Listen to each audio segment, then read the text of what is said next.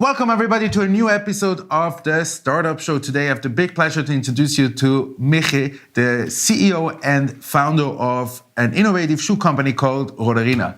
Welcome to the show. Thank you, Cédric. Thank you for having me.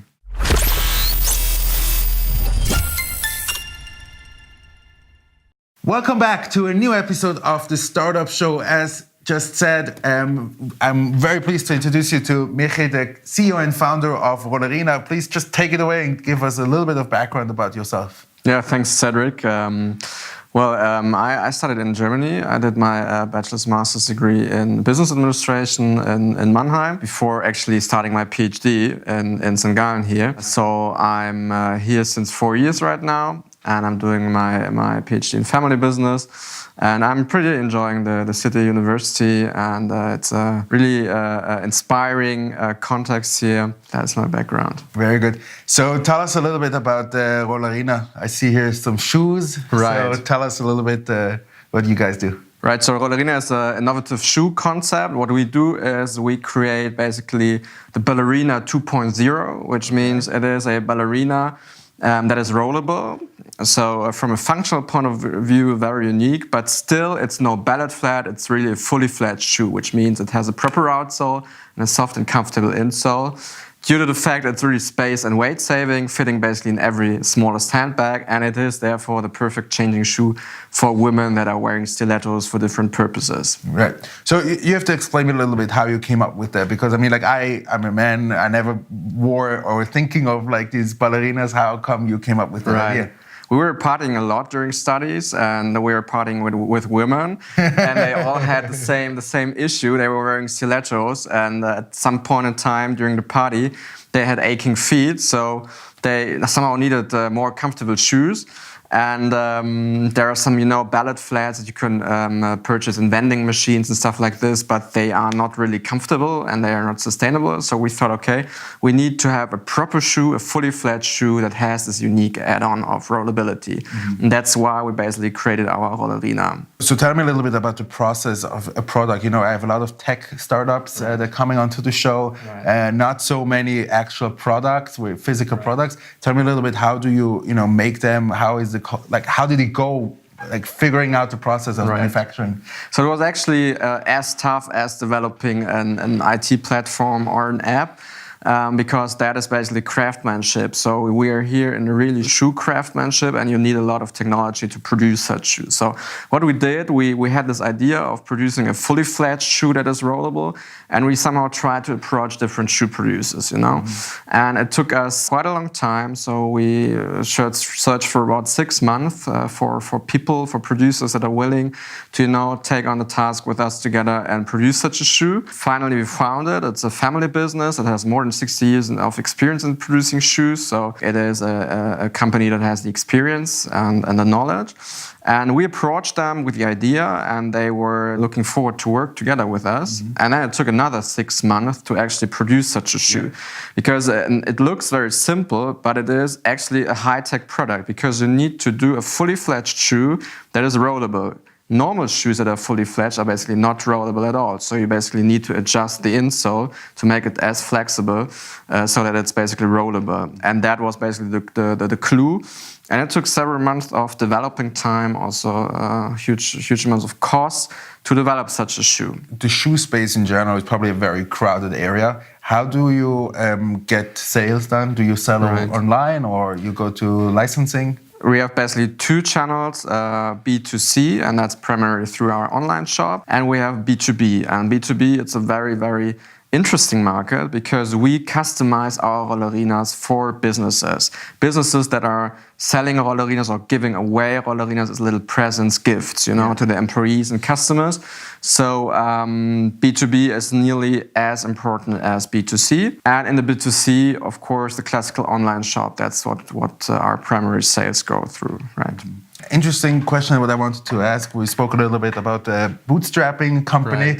I mean, today when you read the big blogs like TechCrunch and all the big ones, Mashable, you always read about the big funding rounds, but like you don't give so much attention to the people who actually do it by themselves. Right. So tell me a little bit about the early stages of your company. How did it feel? Maybe talk a bit about your feelings, how you felt when you say like, okay, I'm starting my company, but no revenue yet. Right. I mean, it's tough because you have to basically spend your own money first, and that's a point where you're very sensitive on what to actually spend, so you're very careful about what is necessary to spend on. I mean, developing such a product with own funds, it's quite tough. So there were some steps where I always thought, oh gosh, no more money on the bank account, what to do right now.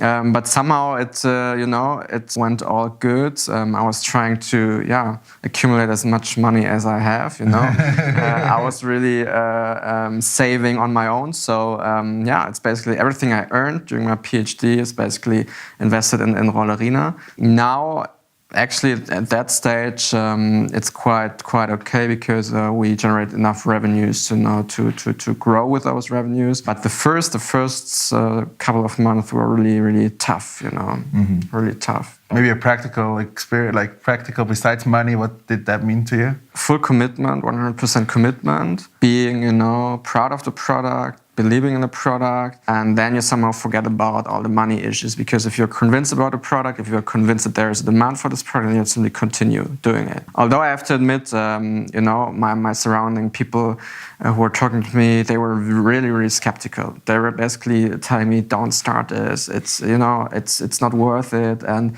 you won't make it." And I was convinced, so I didn't hear what they were saying. Luckily, it was the right decision.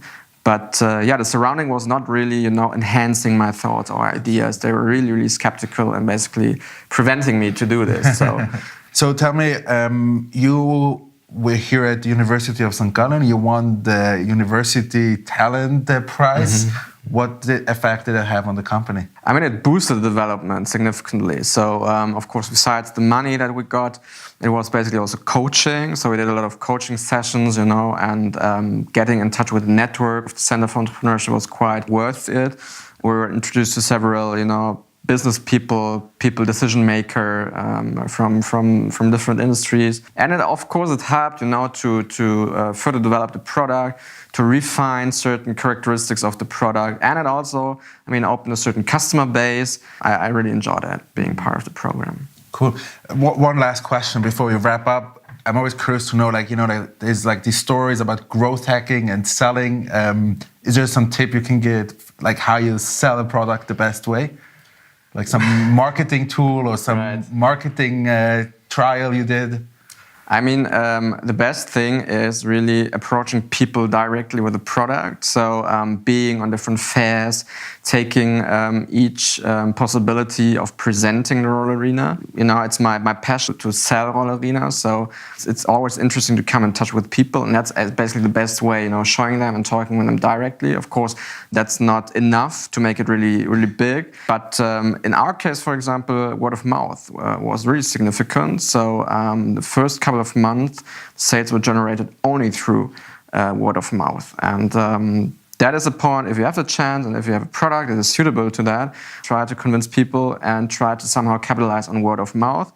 And besides that, social media is quite important, particularly if you have a physical product such as Rollerina.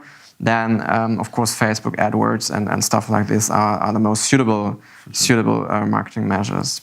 Okay, very good. Thank you very much, Michi, for this insight into Rollerina, into showing us this product. Thank you very much to you for watching this episode of the Startup Show.